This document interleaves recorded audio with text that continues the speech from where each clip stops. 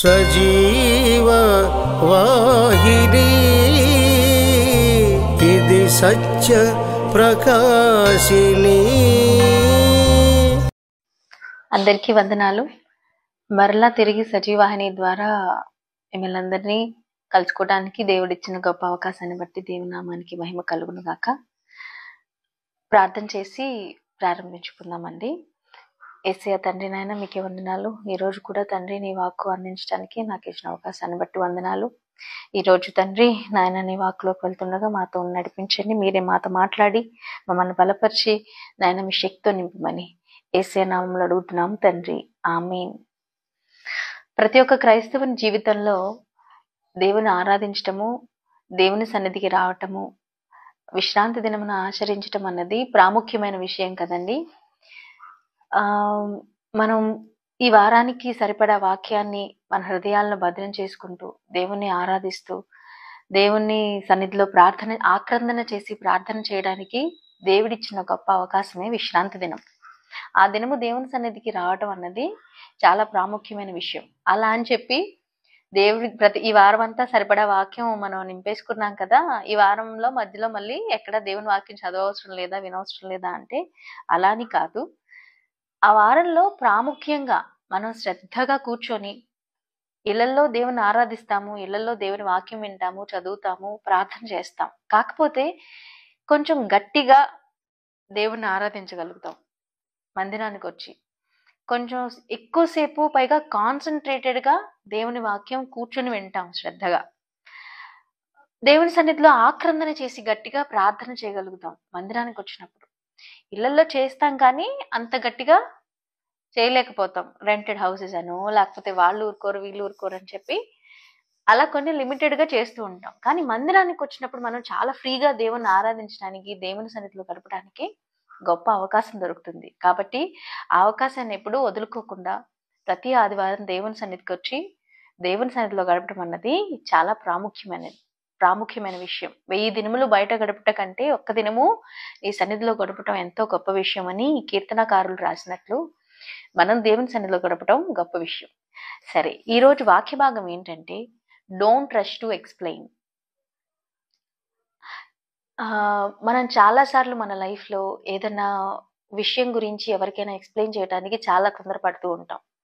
వాళ్ళు నా గురించి తప్పుగా అనుకున్నారేమో, లేకపోతే నేను వాళ్ళ ముందు తప్పుడు దాన్ని అయిపోతానేమో, తప్పుడు వాడిని అయిపోతానేమో అని చెప్పి చాలా ఆలోచన చేసి వెంటనే వాళ్ళకి చాలాసార్లు ఎక్స్ప్లెయిన్ చేయడానికి ట్రై చేస్తాం. కొన్నిసార్లు ఎంత ఎక్స్ప్లెయిన్ చేసినా కానీ ఎదుటి వాళ్ళకి మనం పడుతున్న బాధ కానీ మనం మోస్తున్న నింద గురించి కానీ అర్థం కాదు. మనం ఎంత అవమానాన్ని ఫేస్ చేస్తున్నామో ఎంత ఎక్స్ప్లెయిన్ చేసినా కానీ వాళ్ళకి అర్థం కాదు. నేను తప్పు చేయలేదు అని ఎంత ప్రూవ్ చేసుకుందామని ట్రై చేసినా అవ్వదు. అలాంటి సందర్భాల్లో ఏం చేయాలంటే మనం ఆ విషయాన్ని దేవునికి వదిలేసేయాలి. దేవునికి వదిలేసేయడం అంటే ఏంటంటే ఇంకా అలా నేను ఆ నింద మోస్తూ ఇంకెంతకాలం ఉండాలి, అలా వదిలేసేయాలా అంటే దేవునికి ఎప్పుడు ఏది రివీల్ చేయాలో తెలుసు. రహస్యము దేవుడే చెప్పాడు కదా, రహస్యము ఎప్పుడో కొట్ట బహిర్గతం కాకుండా ఉండవు అని. అలాగే నిజం అన్నది ఎప్పుడైనా బయటికి రాకుండా ఉండదు. అలాని దేవుడు ఎంతో కాలం మిమ్మల్ని ఆనందం మోస్తూనే జీవించేలాగా చేస్తాడన్నది కాదు. మీరు ఇప్పుడు ఎంత ఎక్స్ప్లెయిన్ చేసినా వాళ్ళకి అర్థం కావట్లేదు కాబట్టి దేవుడు ఒక పర్టిక్యులర్ టైం తీసుకొని ఆ పర్టిక్యులర్ టైంలో అది రివీల్ చేసినప్పుడు ఎవరైతే మిమ్మల్ని అవమానపరిచేలాగా మాట్లాడారో వాళ్ళందరూ సిగ్గుపడేలాగా దేవుడు చేస్తాడు. ఆ రోజుని దేవుడు తప్పకుండా తీసుకొస్తాడు. కాబట్టి ఆ రోజు కోసం వెయిట్ చేయండి. అలాని ఎప్పుడైనా అవకాశం దొరికితే చెప్పడానికి ట్రై చేయండి. ఆ మధ్యలో ప్రార్థన చేస్తూ ఉండండి. దేవా, నేను ఈ తప్పు చేయలేదు కానీ నేను ఈ నింద మోయాల్సి వస్తుంది. ఎంత ఎక్స్ప్లెయిన్ చేద్దామని ట్రై చేసినా వాళ్ళెవ్వరూ నా మాట వినట్లేదు అని దేవునికి చెప్తూ ఉన్నట్లయితే దేవుడు తప్పకుండా ఒకరోజు మీ నిందకు ప్రతిగా గొప్ప ఘనతను మీకు అనుగ్రహించి ఎవరైతే మీ పట్ల వ్యతిరేకంగా ప్రవర్తిస్తూ వచ్చారో వాళ్ళందరూ సిగ్గుపడేలాగా చేస్తారు. సరే, ఈ విషయం అంతా ఇప్పుడు నేను ఎందుకు చెప్తూ వస్తున్నానంటే దేవుని సన్నిధిలో దేవుని కొరకు అవమానాన్ని లేక నిందను మోసిన వాళ్ళు బైబిల్ గ్రంథంలో చాలా మంది మనకి కనిపిస్తూ ఉంటారు. నాకు వాళ్ళల్లో చాలా ప్రధానంగా అనిపిస్తున్న వాళ్ళు ఎవరంటే మరియా యోసేపు. దేవుని తల్లిదండ్రులుగా యేసుక్రీస్తు తల్లిదండ్రులుగా చెప్పబడుతున్న మరియా యోసేపు అన్నమాట. మరియా మీరు చూసినట్లయితే ఆవిడ ఒక్క చోట మాత్రమే అంటుంది తిరిగి, నేను పురుషుణ్ణి ఎరగని దాన్ని కదా, నాకిది ఎలా జరుగుతుంది అని దేవదూత అడిగినప్పుడు ఒక్కసారి మాత్రమే తను తిరిగి ఈ విషయంలో మాట్లాడుతుంది. అలా ఎలా జరుగుతుంది, నేను గర్భవతిని ఎలా అవుతాను, అది ఇది అని చెప్పి. కానీ తిరిగి మళ్ళీ ఎప్పుడు తను ఆ విషయాన్ని క్వశ్చన్ చేసినట్టు మనం ఎక్కడా చూడం. మీరు ఒకసారి ఆలోచించండి. కన్యగా ఉన్న స్త్రీ, ఒక వ్యక్తికి ప్రదానము చేయబడిన స్త్రీ గర్భవతి అని ఊరందరికీ తెలిసినప్పుడు వాళ్ళందరి రియాక్షన్ ఎలా ఉంటుంది? ఊరందరి రియాక్షన్, వాళ్ళ ఇంట్లో వాళ్ళ రియాక్షన్, ఊరందరి సంగతి పక్కన పెట్టండి, వాళ్ళ ఇంట్లో వాళ్ళు కూడా తను నమ్మారో లేదో. తను ఏమైనా తప్పు చేసిందా? తనలో ఏ పాపం లేదు. పాపం తను నిర్దోషి. కానీ ఆ నిందని తను ఎంతకాలం భరించింది? మనం ఆలోచన చేస్తే ఆవిడ ఎంత నిందను మోసిందో, ఎంతమందికి ఎక్స్ప్లెయిన్ చేయాలని ట్రై చేసిందో స్టార్టింగ్ లో. చూడండి, నేను తప్పు చేయలేదు, పరిశుధాత్మ ద్వారా నేను గర్భం ధరించాను, దేవదూత నాకు ప్రత్యక్షం అయింది, అది ఇదని చెప్పి చాలా మందికి ఎక్స్ప్లెయిన్ చేయడానికి ట్రై చేసి ఉంటుంది. వాళ్ళంతా ఏమని ఉంటారు, చాలే అమ్మా, నువ్వు ఆల్రెడీ పెళ్లి చేసుకోవడానికి రెడీ అయ్యి ప్రధానం కూడా జరిగిపోయింది నీకు, నీ గర్భంలో దేవుడు వస్తాడా? ఎంతమంది ఆడవాళ్ళు యేసుక్రీస్తు మా గర్భంలో పుట్టాలని చెప్పి వాళ్ళందరూ కన్యలుగానే వివాహాలు చేసుకోకుండా ఉన్న వాళ్ళు ఎంతో మంది ఉన్నారు. వాళ్ళని వాళ్ళు ప్రత్యేకపరచుకొని వాళ్ళందరినీ వదిలిపెట్టేసి వివాహం చేసుకోవటానికి సిద్ధపడిన నిన్ను దేవుడు సెలెక్ట్ చేసుకుంటాడా అని ఎంత తుస్కారంగా మాట్లాడి ఉంటారు కదా తనని. కానీ ఆ నిందకి తను ఎప్పుడు జడియలేదు, ఎప్పుడూ భయపడలేదు. తను ఆ నిందను మోస్తూనే తనని తాను నడిపించుకుంటూ వచ్చింది. తనకి సరే, ఊరందరికీ ఇంట్లో వాళ్ళందరికీ పక్కన పెట్టింది, తను వివాహం చేసుకోబోయే యోసేపుకి ఎక్స్ప్లెయిన్ చేసుకునే పరిస్థితి కూడా లేదు. అప్పట్లో ఈ లెటర్ సిస్టమ్ మరి ఉందేమో మరి తెలీదు. ఆ ఫోన్స్ కానీ అలాంటివేమీ లేవు. పైగా వాళ్ళతో మాట్లాడే అవకాశం కూడా లేదు. ఒకవేళ మాట్లాడటానికి అవకాశం దొరికినా యోసేపు తన మాట వింటాడో లేదో తెలియదు. ఆమె ఎంత సంఘర్షణకి గురై ఉంటుందో కదా. ఏంటి నా లైఫ్, నిన్నటి వరకు కన్యస్త్రీగా ఎంతో మంచి అమ్మాయి అని అనిపించుకున్న నేను ఒక్క రోజులో నా లైఫ్ అప్సైడ్ డౌన్ అయిపోయింది అసలు అని తను ఎంతగానో ఆలోచన చేసి ఉంటుంది. ఎంత తనని తాను నేను ఇది దేవుని కొరకు పరిశుద్ధంగా చేస్తున్న కార్యం అని తను ఎంతో సంభాళించుకోవాలన్న ఆలోచన చేసిన, మనం బ్రతుకుతుంది మనుషుల్లో కాబట్టి వాళ్ళందరి చూపుల్ని, వాళ్ళందరి మాటల్ని, వాళ్ళు చేసే ప్రవర్తన అంతటిని ఎలా తట్టుకుందో పాపం కదా. సో అలా జరుగుతూ ఉన్నప్పుడు ఆమె ఆ నిందను మోస్తూ ఉంది. అలా తను మోస్తూ ఉన్నప్పుడు సరే, ఆమెను ఎవరైనా నమ్మారంటే ఆమెని నమ్మినట్టుగా ఒకే ఒక్కళ్ళ గురించి రాయబడి ఉంది, అదే ఎలిజబెత్ అనే ఆవిడ మాత్రం ఆవిడ్ని నమ్మింది. ఆవిడే బాప్తిస్మిచ్చి యోహాను తల్లి అయిన ఎలిజబెత్ గారు. ఆవిడ దగ్గరికి వెళ్ళినప్పుడు నీవు నిజంగా దేవుణ్ణి గర్భము దాల్చి ఉన్నావని ఆవిడ గొప్పగా ఆవిడ గురించి చెప్పటము, ఆమె గర్భంలో ఉన్న శిశువు గురించి చెప్పటం, వాటన్నిటిని చూస్తాం. వీళ్ళందరికీ తెలియని విషయం ఆవిడకి ఎలా తెలిసింది అంటే ఆమెలో ఆత్మీయ గ్రహింపు ఉంది. అలాంటి ఆత్మీయ గ్రహింపు మీలో నాలో ఉందా లేదా మనల్ని మనం ప్రశ్నించుకోవాలి. మనం ఎన్నోసార్లు ఎంతో మందిని అనుమానిస్తూ ఉంటాము, లేకపోతే వాళ్ళు అలా చేశారా ఇలా చేశారని ఆలోచన చేస్తూ ఉంటాం. కాకపోతే దైవికంగా జరిగిన కార్యాన్ని గ్రహించే అంత గ్రహింపు మనలో ఉందా? ఆవిడ ఎలా అయితే గ్రహించి వెంటనే మాట్లాడగలిగిందో అలాంటి గ్రహింపు ఆత్మ మనలో ఉండాలి. సామాన్యమైన మనుషులకి ఈ విషయాలన్నీ అర్థం కావు. ఎవరైతే ఆత్మీయత కలిగిన మనుషులై ఉంటారో వాళ్ళకి ఈ విషయాలు అర్థమవుతాయి. ఎలిజబెత్ అట్లాంటి ఆత్మీయ గ్రహింపు కలిగిన స్త్రీ కాబట్టి ఆవిడికి ఆ విషయం అర్థమైంది. ఈవిడ పరిశుద్ధాత్మ ద్వారానే గర్భం ధరించిందని, ఆమె గర్భంలో ఉంది యేసు అని ఆమె గ్రహించింది. మనం కూడా అట్టి ఆత్మీయ గ్రహింపు కలిగిన వారంగా ఉండాలి. మనకి అట్లాంటి ఆత్మీయ గ్రహింపు, అలాంటి ఆత్మీయంగా చూసే కన్నులు, వాటిని కావాలని దేవుని సన్నిధిలో మనం ప్రార్థన చేయాలి. ఎల్లప్పుడూ ఈ లోకరీతిగా ఆలోచించే మనుషుల్లాగే, ఈ లోకరీతిగా చూసే మనుషుల్లాగే, ఈ లోకరీతిగా ప్రవర్తించే మనుషుల్లాగే మనము ఉంటే వాళ్ళకి మనకి తేడా ఏంటి? వాళ్ళకి ఏదో ఒక డిఫరెన్స్ ఉండాలి కదా. సో అట్టి ఆత్మీయ గ్రహింపు కొరకు మనం కూడా ప్రార్థన చేయవలసిన వారమై ఉన్నామన్నమాట. సో సరే, ఆవిడ అంత నింద మోస్తుంది.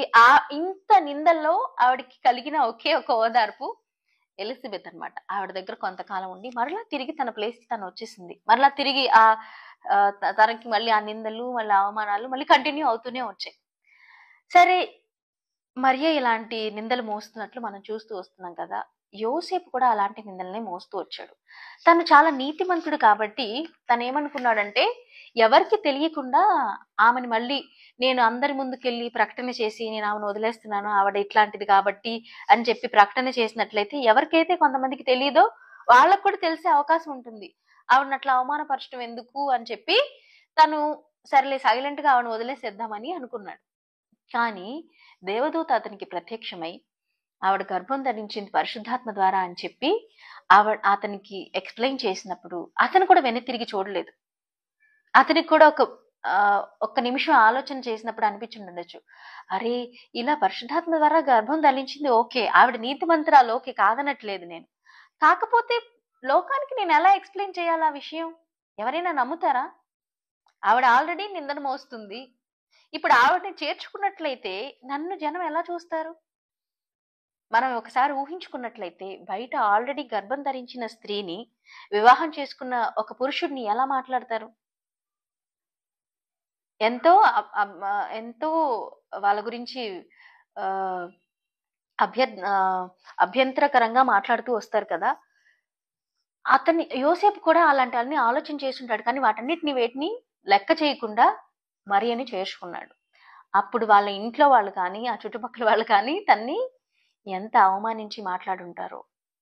ఆవిడ నెలలు నిండుతున్న కొలది వాళ్ళ అవమాన భారం పెరుగుతూనే వచ్చింది, కానీ ఎక్కడా తగ్గుతూ రాలేదు. మెల్లమెల్లగా చుట్టుపక్కల వాళ్ళందరికీ అది స్ప్రెడ్ అయ్యి ఫలానా వాళ్ళిద్దరు ప్రధానమైందంట. ఆవిడేమో వివాహానికి ముందే గర్భవతి అయిందంట, ఇతనేమో ఆ గర్భవతిగా ఉన్న అమ్మాయిని చేర్చుకున్నాడంట. ఏంటో అసలు ఈ విడ్డూరం అంతకుముందు ఎప్పుడైనా మనం చూసామా అని చెప్పి వాళ్ళు ఎంత హేళనగా మాట్లాడి ఉంటారు కదా వాళ్ళందరి గురించి. కానీ వాళ్ళిద్దరూ దేవుని కొరకు ఈ నిందను మోసారు. మనం ఈ లోకంలో మనం ఏదో తప్పు చేయలేదని మనల్ని మనం ప్రూవ్ చేసుకోవటానికి, మన నీతిమంతత్వాన్ని ప్రూవ్ చేసుకోవడానికి ఎంత తాపత్రయపడతామో కదా. అలాంటిది వాళ్ళు చేయని పాపానికి దేవుని కొరకు ఆ నిందను మోసారు. ఎంత గొప్ప విషయమో కదా. పోనీ అది 1 సంవత్సరం, 2 సంవత్సరాలు, 3 సంవత్సరాలు కాదు, చాలా కాలం కొనసాగింది ఆ నింద.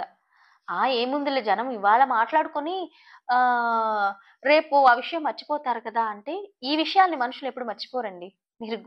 మీరు చూసినట్లయితే మన సామాజిక జీవనంలో ఇలాంటి నిందలు పడిన వారిని ఎప్పుడైనా హేళనగానే చూశారు, కానీ మనుషులు వాళ్ళని అర్థం చేసుకునే తత్వం ఎప్పుడు కనపరిచిన వారుగా కనిపించట్లేదు. సో అది వాళ్ళు 33.5 సంవత్సరాలు ఆ నిందను మోస్తూనే ఉన్నారు. 33.5 సంవత్సరాల తర్వాత యేసయ్య ఎప్పుడైతే బయటికి వచ్చి ఆయన వాక్య ప్రకటన చేస్తూ వచ్చాడో, ఆ వాక్య ప్రకటన ద్వారా వాళ్ళు కాస్త అప్పుడు కొంతమంది రియలైజ్ అయి ఉంటారు, నిజమే వాళ్ళు చెప్పింది అప్పుడు నిజమే, ఇతను సామాన్యుడైన వాడు కాదు. ఎందుకంటే తర్వాత యోసేపుకి మరియకి వాళ్ళకి భార్యాభర్తల సంబంధం ద్వారా కలిగిన బిడ్డలను కూడా వాళ్ళు చూశారు. వాళ్ళకి యేసయ్యకి చాలా తేడా ఉంది. కొంతమంది అప్పుడే గ్రహించి ఉండొచ్చు యేసయ్య ప్రవర్తనను బట్టి. యేసయ్య 12 ఏళ్ళ అప్పుడు వెళ్ళి దేవాలయంలో బోధించినప్పుడు, సమాజ మందిరంలో వెళ్ళి చెప్తూ వచ్చినప్పుడు కొంతమంది గ్రహించి ఉండొచ్చు. సిమియోను ఇంకా వాళ్ళని చూసినప్పుడు కొంతమంది గ్రహించి ఉండొచ్చు. కాకపోతే అది అంతగా మరి స్ప్రెడ్ అయి ఉంటుందని నేను అనుకోను. ఎందుకంటే చెడు స్ప్రెడ్ అయినంత గొప్పగా మంచి స్ప్రెడ్ అవ్వదు కదా. సో అలా యేసయ్య 33.5 సంవత్సరాలు, అంటే 30 సంవత్సరాల వరకు వాళ్ళు ఆ నిందను మోస్తూ వచ్చారు. ఆ 30 సంవత్సరాల తర్వాత యేసయ్య ఎప్పుడైతే పరిచర్య స్టార్ట్ చేశాడో, ఆయన చేస్తున్న అద్భుతాలను బట్టి, ఆయన మాట్లాడుతున్న మాటలను బట్టి, ఆయన నడవడికని బట్టి, ఆయన ప్రవర్తిస్తున్న తీరును బట్టి ఈయన నిజముగా దైవ కుమారుడు అని గ్రహించి కొంతమంది గ్రహించి ఉంటారు. ఆయన యొక్క సేవ విస్తరించుతున్న కొలది ఇంకా కొంతమంది గ్రహించి ఉంటారు. కానీ ఇంకా కొంతమంది గ్రహించకుండానే ఉండుంటారు. ఎవరు అంటే ఈ సద్దుకయ్యులు, వీళ్ళందరూ దుష్ట చతుష్టయం ఉన్నారు కదా. మనం చెప్తూ ఉంటాం కదా, దుష్ట చతుష్టయమని. సద్దుకైలు, పరిచయులు వీళ్ళందరూ. సో వాళ్ళలాగే, అంటే వాళ్ళు అలా ఉన్నారు, వాళ్ళలాగే ఆలోచించే మనుషులు కూడా ఉంటారు కదా. యేసుక్రీస్తు చనిపోయిన తర్వాత, ఆయన తిరిగి లేపబడిన తర్వాత ఆయన శిష్యులు తీసుకెళ్లి ఆయన్ని పాతి పెట్టారు ఎక్కడో, ఆయన తిరిగి పునరుద్ధానం చెందలేదని ఎంతో మంది ఇప్పటికీ యూదుల్లో నమ్ముతున్నారు అని మత్తయి సువార్తలో రాయబడినట్లే, యేసుక్రీస్తు చేసిన అద్భుతాలను కూడా చూసి ఆయన దైవ కుమారుడు కాదేమో అని అనుమానం కలిగి జీవిస్తున్న యూదులు ఉండే ఉంటారు కదా ఆ కాలంలో కూడా. సో అప్పటికి కూడా వాళ్ళకి నింద పూర్తిగా తొలగలేదు. కొంతమంది చెప్తున్న విషయం ఏంటంటే, స్కాలర్స్ వాళ్ళందరూ యేసుక్రీస్తు పరిచర్య స్టార్ట్ చేయక ముందే యోసేపు గారు చనిపోయారు అని చాలా మంది చెప్తూ ఉంటారు. సో ఆయన నింద పాపం చనిపోయేంత వరకు తొలగలేదు. కానీ వాళ్ళు దాన్ని లెక్క చేయలేదండి.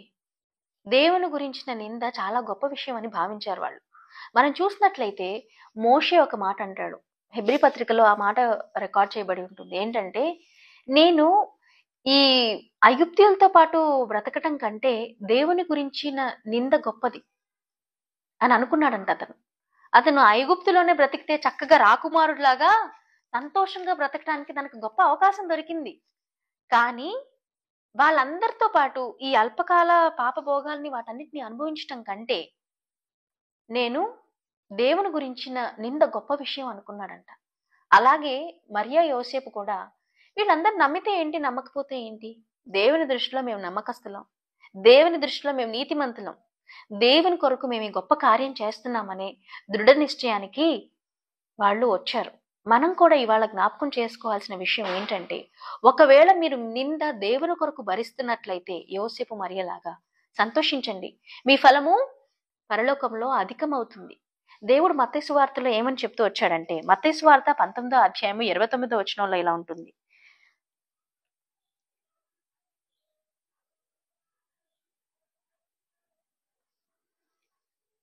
నా నామము నిమిత్తము అన్నదమ్ములనైనను, అక్క చెల్లెండ్రనైనను, తల్లిదండ్రులనైనను, పిల్లలనైనను, భూములనైనను, ఇండ్లనైనను విడిచిపెట్టిన ప్రతి వాడును 100 రెట్లు పొందును, ఇదిగాక నిత్య జీవమును స్వతంత్రించుకొనును. సో మనం ఇక్కడ చూసినట్లయితే దేవుడు ఏమని చెప్తున్నాడు, నా నిమిత్తము మీరు ఏమైనా పోగొట్టుకున్నట్లయితే దాని 100 రెట్లు పొందుకుంటారు, వాటితో పాటుగా నిత్య జీవాన్ని కూడా మీరు పొందుకుంటారు. అపోస్తుడైన పేతురు గారు వాళ్ళందరూ అడుగుతూ వచ్చారు ఒకసారి యేసయ్యని, ఏమనంటే, దేవా నీ కొరకు వాటన్నిటిని విడిచిపెడితే గొప్ప విషయం అంటున్నావు కదా, మేమైతే ఆస్తిపాస్తుల్ని, మా తల్లిదండ్రుల్ని, సమస్తాన్ని విడిచిపెట్టి వచ్చాం, మాకేంటి అని అడిగినప్పుడు దేవుడు చెప్తూ వస్తాడు, మీరు నిత్య జీవాన్ని స్వతంత్రించుకుంటారు, మీరు వీటన్నిటినీ ఏవైతే మీరు పోగొట్టుకున్నారో వాటన్నిటికీ 100 రెట్లుగా మీరు పొందుతారని. సో మిమ్మల్ని నమ్మని వారి గురించి వదిలేసేయండి, వాళ్ళ గురించే ఆలోచిస్తూ వాళ్ళ గురించే తాపత్రయపడుతూ చేస్తూ రావద్దు. మీరు ఆలోచించవలసిన వాళ్ళు, యెషయా గ్రంథంలో అనుకుంటాను దేవుడు ఒక మాట చెప్తారు, ఏమనంటే, మీరు ఆలోచించవలసిన వాడు, మీరు దిగులు పడవలసిన వాడు, మీరు ఎవరి గురించి అయితే దిగులు పడాలో, ఎవరి గురించి అయితే ఆలోచన చేయాలో అతను ఎవరు కాదు, యేసయ్యే. దేవుని కొరకే మీరు ఆలోచించాలి, దేవుని గురించే మీరు దిగులు పడాలి. నేను ఈ పని చేస్తే దేవుడు ఏమనుకుంటాడో అనే ఆలోచన నీకు రావాలి. నేను ఈ పని చేస్తే దేవుడు నా విషయంలో సంతోషిస్తాడేమో, ఇలా చేస్తే బాగుంటుంది అని ఆయన గురించి మీరు ఆలోచించండి, ఆయన గురించి మీరు దిగులు పడండి. అంతేకాని ఈ లోకరీత్యా లోక మనుషులు ఏమనుకుంటారు, ఏం చేస్తారని కాదు. ఎందుకంటే దేవుని దృష్టిలో నీతిగా అనిపిస్తున్న కార్యము మనుషుల దృష్టిలో కూడా నీతిగానే అనిపిస్తుంది కదా. ఒక్కొక్కసారి అనిపించకపోవచ్చు, కాకపోతే దేవుని దృష్టికి అది మంచి విషయం కాబట్టి దేవుడు మనల్ని నీతిమంతులుగానే ఉంచి మనల్ని ప్రూవ్ చేసే రోజు తప్పకుండా వస్తుంది. ఆ డే కోసం వెయిట్ చేసి దేవుని మీద ఆధారపడండి. సరే, రెండవది, ఇది దేవుని కొరకు మోస్తున్న నింద. రెండవదిగా మనం చూసినట్లయితే, మనం నార్మల్గా మనం అనుకోని విధంగా, మన మనుష్య రీతిగా అనుకోని విధంగా మన మీద నింద పడింది. లైక్ యోసేపు పాపం చేయలేదు అక్కడ, కానీ పోతీఫరు భార్య అతనికి వ్యతిరేకంగా ఇచ్చిన సాక్ష్యాన్ని బట్టి అతన్ని తీసుకెళ్లి జైల్లో వేశారు. 2 సంవత్సరాల పాపం ఆ జైల్లో ఉంటూ వచ్చాడు. కానీ అక్కడ కూడా దేవుడు అతన్ని విడిచిపెట్టలేదు. అక్కడ కూడా తన స్థాయి పెంచుతూ, అక్కడున్న వాళ్ళందరికంటే తను సపరేట్ అని, ఒక యునీక్ పర్సన్ అని అన్నట్లు దేవుడు అక్కడున్న జైలు అధికారికి అతని మీద జాలి కలిగేలాగా చేసి, అక్కడ కూడా తను ఒక అధికారిగా చేసి అతని పొజిషన్ వేరుగా ఉంచాడు. మనం కూడా అంతే. మనం చెయ్యని దానికి నింద మోస్తున్నప్పుడు దేవుడు మన పక్షంగా కార్యం చేసి, మనం ఎక్కడైతే నింద మోస్తున్న పరిస్థితిలో కూడా దేవుడు మనల్ని హెచ్చించగలిగిన సమర్థుడు. ఎప్పుడైనా మనం గుర్తుపెట్టుకోవాల్సిన విషయం ఏంటంటే, దేవునికి అసాధ్యమైనది ఏదీ లేదు. మన పరిస్థితులు, మన స్థితిగతులు మనకి వ్యతిరేకంగా ఉండి ఇంకింతేరా నా జీవితం, అసలు ఈ జీవితంలో ఇంక మార్పు లేదు, ఇంక ఏం చేసినా ఈ జీవితంలో మార్పు రాదు, ఎవరు ఏం చేయలేరు అనుకున్న పరిస్థితిని కూడా పూర్తిగా మార్చివేసి దాన్ని నువ్వు ప్రపంచం ఊహించని గొప్ప అద్భుతంగా నేను చేయగలిగిన సమర్థుడు దేవుడు. కాబట్టి మన జీవితంలో ఎప్పుడైనా మనం అలాంటి పరిస్థితిలో మీరు ఉన్నట్లయితే, నా జీవితంలో ఇంక మార్పు రాదు, నా జీవితం ఇంక మారదు, నన్ను ఎవరు ఇష్టపడలేరు, నా జీవితంలో ఎప్పటికీ సంతోషం అనేది రాదు అని మీరు అనుకుంటున్నట్లయితే మీరు భ్రమపడుతున్నారు. అపవాది మిమ్మల్ని భ్రమపడేలాగా చేస్తున్నాడు. దేవునికి అసాధ్యమైనది ఏదీ లేదు. మీ పరిస్థితిని, మీ స్థితిగతులను క్షణంలో మార్చగలిగిన సమర్థుడు దేవుడు. కాబట్టి మీరు ఎప్పుడు గుర్తుపెట్టుకోవాల్సిన విషయం ఏంటంటే, అసాధ్యుడైన దేవుడు మనతో ఉన్నాడు అని. కాబట్టి మనకున్న సమస్యని రేణువుగా చూద్దాం. మా పెదనాన్నగారు ఆ మధ్య ఒక పాట రాస్తూ వచ్చారు. ఏంటంటే, సమస్యలను రేణువుగా చూడుము, సహాయకుని మేరువుగా చూడుము అని. ఒక పర్వతం ఉంది, మేరు పర్వతం అని. సో మీకున్న సమస్యని, రేణువు అంటే ఇసుక రేణువు, ఇసుక రేణువు చాలా చిన్నగా ఉంటుంది కదా. మీకు వచ్చిన సమస్యని ఇసుక రేణువు అంత, శాండ్ పార్టికల్ అంత చిన్నగా చూడండి. మీకు సహాయం చేయగలిగిన దేవుడిని ఒక పెద్ద మేరు కొండ అంతగా ఊహించుకోండి. అప్పుడు మీ సమస్య మీకు చిన్నగా కనిపిస్తుంది. మీకు సహాయం చేసే మీ సహాయకుడైన దేవుడు మీకు గొప్పగా కనిపిస్తాడు. అప్పుడు ఆటోమేటిక్ గా మీ విశ్వాసం పెరుగుతుంది. తద్వారా దేవుడు మీ జీవితంలో గొప్ప కార్యం చేస్తాడు. సో యోసేపు లాగా మీరు నింద మోస్తున్నట్లయితే, ఆ పరిస్థితిలో కూడా దేవుడు మిమ్మల్ని హెచ్చిస్తూ వస్తాడు. అప్పటికి కూడా సనుగుతూ ఉండొచ్చు జనం చూసిన వాళ్ళు. చూసారా, తప్పు చేస్తున్న వాళ్ళకే దేవుడు ఎంత సహాయం చేస్తున్నాడు, వీళ్ళు ఎంత అభివృద్ధి చెందుతున్నారో అది ఇదని. కొంతకాలమైన తర్వాత యోసేపు నీతిమంతుడనియు అతను గొప్పవాడై, ఎవరైతే తనకి వ్యతిరేకంగా ప్రవర్తిస్తూ వచ్చారో వాళ్ళందరికీ తను రాజుగా నిలబడ్డాడు. నాకు ఒకసారి అనిపిస్తుంది, అతను రాజు అయిన తర్వాత పోతీఫరు యొక్క భార్య యొక్క రియాక్షన్ ఎలా ఉందా అని. పోనీ అతను నిందించిన అక్కడ పనిచేసే దాసులందరి రియాక్షన్ ఏంటా అని. వాళ్ళ రియాక్షన్ ఎలా ఉన్నప్పటికీ ఇప్పుడు వాళ్ళకి అతను కింగ్. సో అతన్ని ఎదిరించడానికి కానీ, అతని నుంచి ఎదిరించి మాట్లాడటానికి వాళ్ళకి ఎట్లాంటి అవకాశం లేదు. సో దేవుడు కూడా అంతే. ఇప్పుడు మీ పరిస్థితిని వాళ్ళు అర్థం చేసుకునే పరిస్థితిలో లేకపోయి ఉండొచ్చు. మీరు ఎంత చెప్తున్నా వాళ్ళు అర్థం చేసుకోకపోవచ్చు. కాబట్టి డోంట్ రష్. మీరు త్వరపడి వాళ్ళకి ఇంకా ఏదో చెప్పాలి వాళ్ళని అర్థం చేసుకునేలాగా ప్రయత్నం చేయాలని చెప్పి పరుగులు తీయొద్దు. Wait on God. దేవుడి మీద ఆధారపడి దేవుని కొరకు వెయిట్ చేయండి. దేవుడు తగిన సమయాన్ని అనుగ్రహించి ఆ సమయంలో మీరు నిర్దోషులని నిరూపించి, వాళ్ళు తిరిగి మిమ్మల్ని క్వశ్చన్ చేయలేని పరిస్థితిలో మిమ్మల్ని వాళ్ళని నించోపెడతాడు. అట్టి పరిస్థితి కలిగేంత వరకు దేవుని కొరకు వెయిట్ చేస్తూ ఉన్నట్లయితే దేవుడు గొప్ప కార్యాలు చేస్తాడు. సో మరియా యోసేపు ఎలా అయితే దేవుని కొరకు నింద మోస్తూ, ఆ నింద ఉంటే ఉంది, దేవుని కొరకు నింద మోయటం గొప్ప విషయం అని మోషే అనుకున్నట్లు వాళ్ళు కూడా ఎట్లయితే అనుకున్నారో, ఒకవేళ మీరు మోస్తున్న నింద దేవుని కొరకు అయితే సంతోషించండి. ఒకవేళ ఆ నింద లోకపరమైందైతే దేవుడు తొందరలోనే మిమ్మల్ని నిర్దోషులుగా చేసి మిమ్మల్ని గొప్పవారిగా చేయగలిగిన సమర్థుడని ఆయన మీద ఇంకను ఆధారపడి మనుషులుగా ఉందాం. కాబట్టి తొందరపడి మీ ఎక్స్ప్లెనేషన్ ఇచ్చుకోవడానికి మీరు తొందరపడద్దు. అలా అని అవకాశం దొరికినప్పుడు ఎక్స్ప్లెనేషన్స్ ఇచ్చుకోవద్దని కాదు, ఇవ్వండి. వాళ్ళు ఎంత చెప్తున్నా కూడా వినని పరిస్థితిలో ఉన్నట్లయితే మీరు ప్రార్థన చేయండి. ప్రార్థన గొప్ప కార్యాలు చేస్తుంది. మనం అనుకుంటాం కానీ, నేను చేసే ఇంత చిన్న ప్రార్థన దేవుడు వింటాడా, నేను చేసే ఇంత చిన్న ప్రార్థన దేవుడు నన్ను రక్షించేలాగా చేస్తుందా అని మీరు అనుకోవచ్చు. కానీ మీరు చేసే ప్రతి చిన్న ప్రార్థన దేవుడు వింటున్నాడు. దేవుడు మన పక్షంగా ఉండి మన మధ్య ఉన్నాడు. దేవుడు ఎప్పుడు చెప్పే విషయం ఏంటంటే, చాలా మంది అంటుంటారు, మనం వింటూ ఉంటాం ఏంటంటే, దేవుడు రాకడ త్వరగా వచ్చేస్తే బాగుండు, మనం వెళ్ళిపోవచ్చు, చక్కగా ఈ బాధలన్నిటి నుంచి విముక్తి పొందొచ్చు అని. అందరూ ఎందుకు, మనం కూడా అనుకుంటూ ఉంటాం కదా. కాకపోతే దేవుడు చెప్పే విషయం ఏంటంటే, మీరు నమ్మిన ఎడల పరలోక రాజ్యము మీ మధ్య ఉన్నది. నేను మీ మధ్య మీ పరలోక రాజ్యాన్ని ఉంచాను. ఎందుకంటే నేను మీతో పాటే ఉంటున్నాను కదా, పరిశుద్ధాత్మ ద్వారా మీ మధ్య ఉంటున్నప్పుడు, మీరు ఇక్కడ ఉన్నప్పుడే ఆ పరలోక రాజ్యం యొక్క సంతోషాలని, సుఖశాంతుల్ని నేను మీకు అనుగ్రహిస్తాను. కాబట్టి మీరు ఇక్కడున్నా అక్కడున్నా సంతోషంగానే ఉంటారు, నన్ను కలిగి ఉన్నారు కాబట్టి. కాబట్టి సంతోషించి ఆనందించండి, మరలా చెప్పుదును ఆనందించుడి అని దేవుడు చెప్పినట్లు మరలా మరలా మనం అట్టి సంతోషాన్ని పొందుకోవటానికి దేవుడు గొప్ప కృప చూపిస్తాడు. సో ఆ కలిగిన నిందను బట్టి ఆలోచిస్తూ మీ జీవితాన్ని వేస్ట్ చేసుకోకుండా దేవుడు త్వరలోనే మిమ్మల్ని నిర్దోషులుగా నిరూపించి గొప్ప కృప చూపిస్తాడని నమ్ముతూ వస్తున్నాను. దేవుడు ఈ వాక్యాన్ని మన వినికిడిలో దీవించును గాక. చిన్న ప్రార్థన చేసి ముగించుకుందాం. మహోన్నతుడా యేసయ్య తండ్రి, నాయన మీకే వందనాలు, స్తుతులు, స్తోత్రాలు ప్రభువా. నాయన నిజంగానే మా జీవితాల్లో మమ్మల్ని మేము నిరూపించుకోవటానికి మేము చేసే ప్రయత్నాలు ఎన్నో ఉండొచ్చు, కానీ అవన్నీ కాదు. కానీ ప్రభువా, నీవు నిరూపించాలనుకున్న సమయమందు నిరూపించి నిర్దోషులుగా నిలబెట్టి మమ్మల్ని నాయన కడిగిన ముత్యాలలాగా నీ కృపాసనం యొద్దకు ధైర్యముగా రావడానికి ఇచ్చిన అవకాశాన్ని బట్టి మీకే వందనాలు.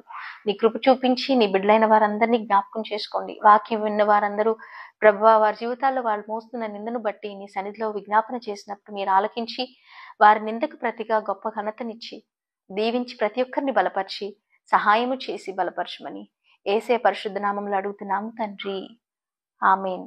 అందరికీ వందనాలు.